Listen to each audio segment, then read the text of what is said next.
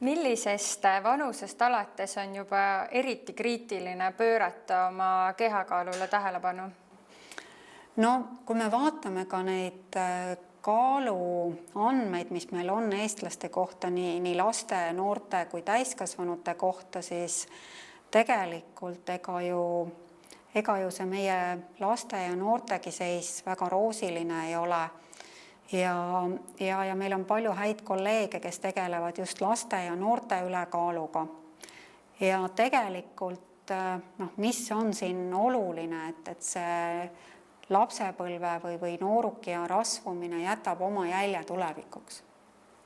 Ehk siis vastus sellele on see, et ülekaaluga tuleb tegeleda igas vanuses. Küsimus on, kuidas me tegeleme, et me oma väljaütlemiste ja sõnumitega ei tekitaks suuremat kahju. Et mida noorem on inimene, seda tundlikum see teema on.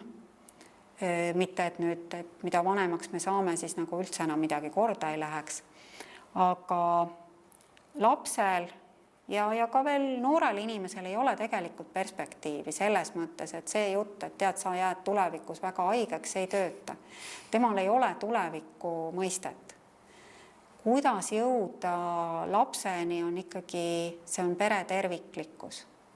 Laps ei saa muuta ilma pere muutuseta. Ja võt siin tulevad ka suured käärid, et kuidas pere kaasa läheb, kuidas pere ennast tervikuna näeb. Et need on küsimused, mida on paljude kolleegidega arutatud ja jällegi, et siin ei ole sellist väga ühest ja ideaalset vastust, aga vastus küsimusele on see, et ülekaalu probleemiga tuleb tegeleda igas vanuses ja püüda leida sinna lahendusi, mis tõesti toetavad, mitte ei lõhu neid inimesi.